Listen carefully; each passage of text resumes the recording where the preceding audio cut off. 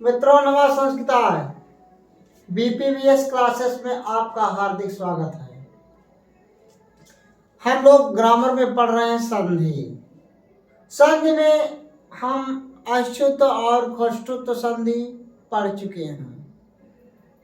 ये संधि चाहे हिंदी के छात्र हों या संस्कृत के छात्र हों, जितना हम ग्रामर में पढ़ा रहे हैं हिंदी और संस्कृत दोनों के लिए उपयोगी है। हम जिस प्रकार बताए थे कि पर रूप और पूर्व रूप में एक क्वेश्चन पूछा जाता है, उसी प्रकार अच्युत और खष्टुत में भी एक क्वेश्चन पूछा जाएगा। जो आज हम संधि बताने जा रहे हैं, इसमें भी दो प्रकार की संधियां हैं और उसमें से भी एक प्रश्न जरूर पूछा जाता है। और जितने एग्जाम्पल होंगे सारे के सारे एग्जाम्पल इम्पॉर्टेंट ही रहेंगे और कोई भी ऐसा एग्जाम्पल नहीं होगा जो कि उस नियम से पूछा जाए और वह एग्जाम्पल ना हो। तो इसलिए हम तुलनात्मक अध्ययन करते हैं ताकि क्वेश्चन मुझे अच्छी तरह से समझ में आ जाए। आज हम पढ़ेंगे जस्त्व संधि। कौन संधि? जस्त्व।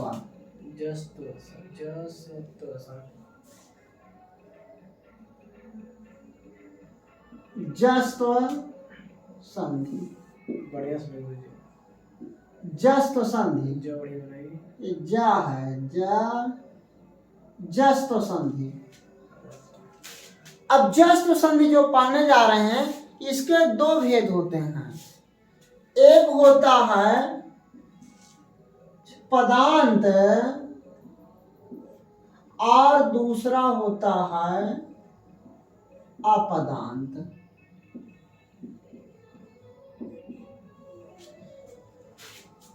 यानी जस्त्व संधि दो भेद होते हैं, एक पदांत होता है, एक अपदांत होता है। अपदांत का सूत्र क्या है? अपदांत का सूत्र क्या है? जब हम पढ़ाएंगे तब आपको समझ में आएगा पदांत क्या होगा और इसका क्या होगा। जो पदांत वाला है इसका सूत्र है झलाम जसो अंते और इसका सूत्र है झलाम जस झसे। पदांत और अपदांत दोनों का नियम अलग अलग है, लेकिन दोनों में से तुलनात्मक अध्ययन करेंगे तो निश्चित है समझ में जरूर आएगा। तो हम पढ़ेंगे पदांत वाला। पदांत वाले का सूत्र है झलाम जसो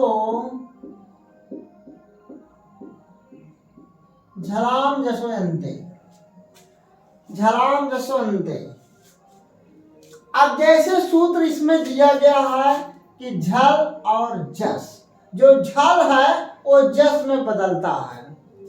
तो मित्रों एक बार आप ध्यान दीजिए, जब हम लोग प्रत्याहार पढ़ रहे थे तो प्रत्याहार के समय हम देखे थे कि हमको कैसे प्रत्याहार निकालना है। जब तक हम प्रत्याहार नहीं निकाल पाएंगे तब तक संधि हम नहीं सॉल्व कर सकते हैं, क्योंकि संधि का सारा सूत्र प्रत्याहार पर ही आधारित है। तो पहले हम परिभाषा लिखते हैं कि झल प्रत्याहार के बाद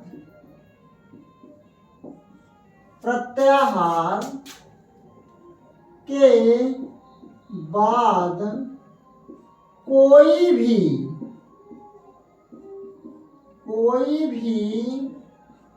वर्ण आए तो दोहरा दीजिए। वह जस में बदल जाता है।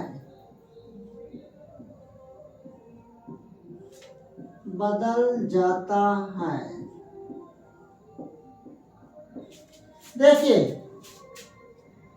पदांत वाले में हम पढ़ रहे हैं कि झलाम जसवंते यानी झल प्रत्याहार जो है, झल प्रत्याहार जस प्रत्याहार में बदल रहा है। झल प्रत्याहार के बाद कोई भी वर्ण आए, चाहे स्वर आए चाहे व्यंजन आए, क्योंकि वर्ण दो प्रकार के होते हैं, एक स्वर होता है एक व्यंजन होता है। जब वर्ण कह दे तो आप स्वर और व्यंजन दोनों करेंगे। तो झल प्रत्याहार के बाद कोई भी वर्ण आए तो वह जस में बदल जाता है। अब देखना है, आप लोग ध्यान देंगे कि झल प्रत्याहार में कौन कौन वर्ण आते हैं, क्योंकि मैं जो प्रत्याहार निकालने के लिए जो मैंने वीडियो भेजा है उसमें विधिवत समझा दिए हैं कि कैसे हम प्रत्याहार निकालते हैं। अभी हम फिर से निकाल कर दिखाते हैं। अब देखिए झल प्रत्याहार में कौन कौन वर्ण आएंगे, तो हम शुरुआत करेंगे कहां पर झ है, तो झभय ये सूत्र है, घ ढ धस जब गढ़ दस खफ छठथ चट तव कपय सख सर हल। दूसरी बात हमें बताए हैं कि प्रत्येक सूत्र का जो अंतिम वर्ण होता है, इत संज्ञक होता है, उसको हम निकालते चले जाते हैं। तो देखिए झभई झ यहाँ हटा दिए, घ ढ धस घ ढ ध स खटपोट हटा दिए, झभाई घट धस ज, फिर देखिए ज ब ग ड द जब गढ़ दस शरीफा हटा दिए क्योंकि अंतिम वर्ण है, जब गढ़ दस ख फ छ ठ थ च ट त वह हटा दिए, खा फ छ ठ थ च ट तव वह अंतिम वर्ण है, हटा दिए, स ख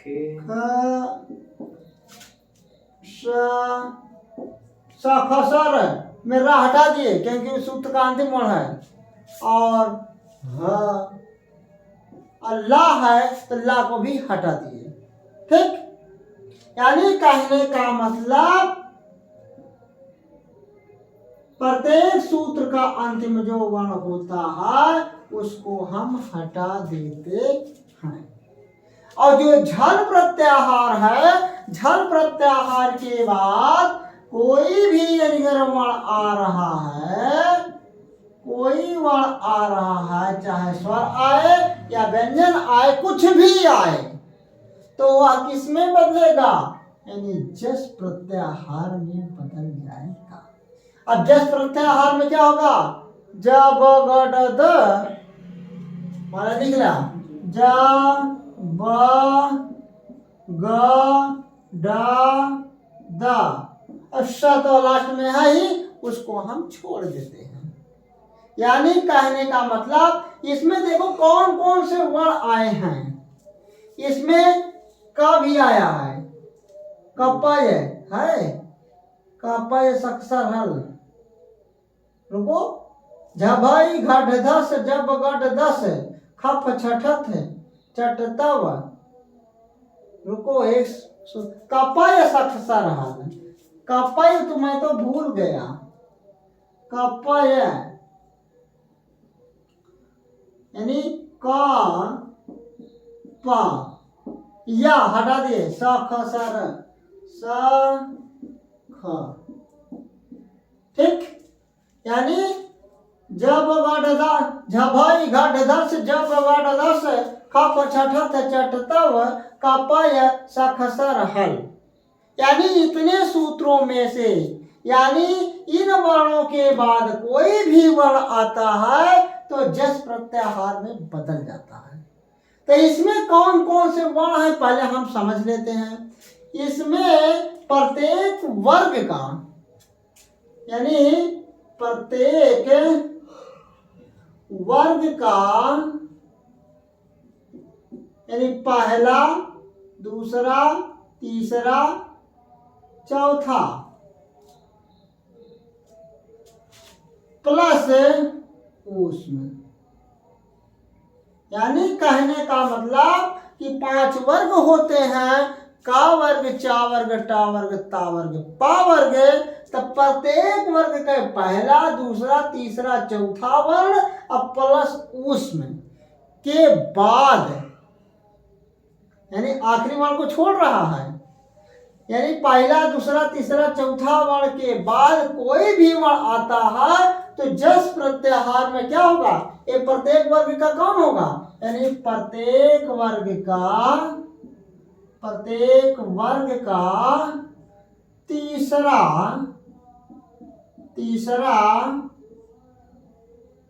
वर्ण हो जाता है। यानी कहने का मतलब पहला, दूसरा, तीसरा, चौथा या उसमें के बाद कोई भी आए तो वह प्रत्येक अपने वर्ग का तीसरा वर्ण हो जाता है। ये तो हो गया सूत्र पर, और ये सूत्र है, लेकिन ये उस तरह है कि प्रत्येक वर्ग के पहला भी आ रहा है, दूसरा भी आ रहा है, क्योंकि सूत्र में आ रहा है कि ये पहला, दूसरा, तीसरा, चौथा के बाद उसमें हो के बाद कोई भी आएगा तो अपने वर्ग का तीसरा ही वर्ण बदल जाएगा। देखिए जैसे सूत्र मान लो, जैसे अच धन अंतः, ठीक, बराबर। देखिए चाहे, यानी क्या देखना है, क्या झल प्रत्याहार में है कि नहीं है, तो इसमें हम ढूंढेंगे तो चा यहाँ पर है, यानी झल प्रत्याहार का वर्ण है, और इसमें के आधार पर देखिए, यानी कहने का प्रत्येक वर्ग का पहला वर्ण है, चा चा छा झा हो तो चा पहला है, के बाद कोई भी यहाँ पर वर्ण आ रहा है तो अपने वर्ग का तीसरा हो जाएगा, यानी जो ये अपने वर्ग का तीसरा होगा, चा पहला है, छा जा, चा छा जा, तो यानी इसमें आपको जरूर मिलेगा ये पांचों में, यानी ये अपने वर्ग का तीसरा बदल जाएगा। तो अच धन अंतः बराबर अजंता, ठीक, अपने वर्ग का तीसरा वर्ण में बदल रहा है या जस में बदल रहा है। दूसरा देखिए, जैसे वाक धन ईसा, बहुत इंपॉर्टेंट है। का देखिए क्या इसमें झल प्रत्याहार में है कि नहीं है, झल प्रत्याहार के बाद कोई भी वर्ण आ रहा है तो ये अपने वर्ग का तीसरे वर्ण में बदल जाएगा। का है तो का, खा, गा में बदल जाएगा। तो वाग धन ईसा बराबर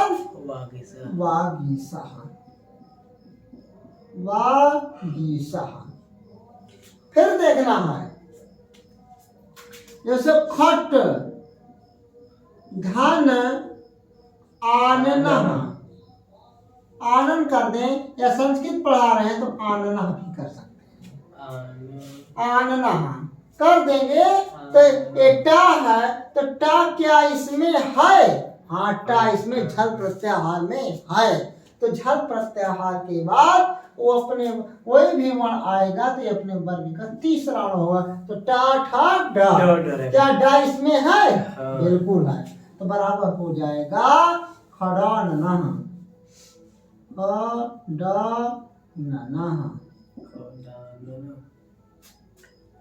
फिर देखिए जैसे जगत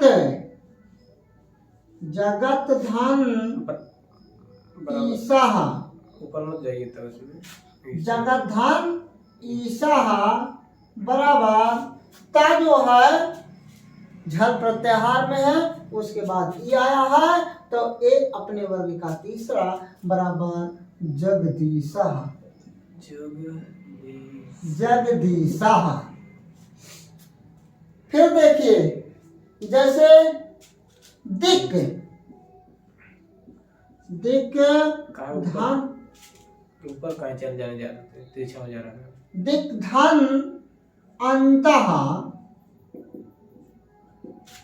का है, का इसमें है तो झल के बाद वर्ण आया है तो का खा गा, क्या हो जाएगा दिगंबर, दिगंत ताहा, दिगंबरा होगा, दिक धन अंता दिगंता, दिगंता होता है, हाँ अंता है ना।